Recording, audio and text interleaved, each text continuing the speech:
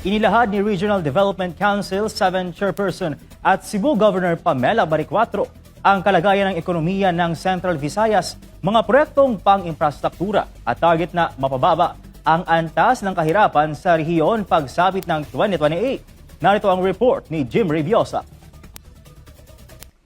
Sa kanyang State of the Region address sa Danao City Civic Center, tinalakay ni Governor Pamela Baricuatro ang naging kalagayan ng Central Visayas sa nakalipas na taon, kabilang ang mga hamon na dulot ng kalamidad at ekonomiya, gayon din ang mga programang isinusulong ng Regional Development Council para sa pag-unlad ng rehiyon. Today, we gather not only to report accomplishments, but to tell the story of a region tested, stretched, but not broken. Central Visayas had soared as the fastest growing economy in the Philippines for the second consecutive year. We felt unstoppable. And for Cebu, 2025 was a year that tested us in more ways than one. Sa harap ng mga lokal na opisyal, kinatawan ng National Government Agency at iba pang stakeholders sa Region 7, inilatag ni Baricuatro ang mga pangunahing nagawa at prioridad ng Regional Development Council.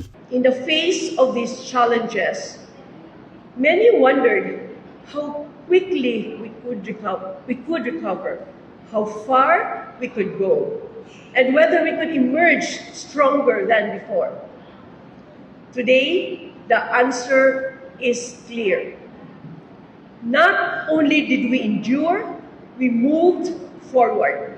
Ayon kay Baricuatro, nanatiling ika-4 na pinakamalaking ekonomiya sa bansa at pinakamalaki sa labas ng Luzon ang Central Visayas noong 2025. Anya, lumago ang ekonomiya ng rehiyon ng 3.7% na may kabuuang halaga na 1.32 trillion pesos. Sinabi rin niyang nanatiling kontrolado ang inflation at mataas na employment rate sa rehiyon. Kabilang sa mga proyektong binigyang diin ang nalalapit na pagkumpleto ng South Bus Terminal Capital Segment ng Cebu Bus Rapid Transit at ang pagbubukas ng ikalawang runway ng Mactan Cebu International Airport. Sa sektor ng agrikultura, sinabi niyang kinilala ang Central Visayas bilang top-performing region sa National Rice Program, habang pinarangalan ang Bohol para sa mga programa nito sa produksyon ng bigas. Ibinida rin ang pagpapatupad ng Digital Services Act of 2025 at ang pagtatayo ng Artificial Intelligence Tech Academy sa Cebu bilang bahagi ng digital transformation ng rehiyon.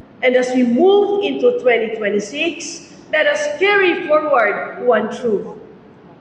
Our strength is not avoiding storms, but in rising through them together. Because Central Visayas is not just a region of islands, it is a region of resilience, a region of builders, and a region of hope. Kay siyete ta ug padayon ta, daghang salamat. Ayon kay Baricuatro, layunin ng Regional Development Council na mapababa ang poverty incidence sa Central Visayas mula 17.3% hanggang 10.5% pagsapit sa 2028 sa pamamagitan ng patuloy na pagpapatupad ng mga programang pangkabuhayan at pangkaunlaran. Mula dito sa Cebu, para sa Diyos at sa Pilipinas nating mahal, Jim Reviosa, SMNA News.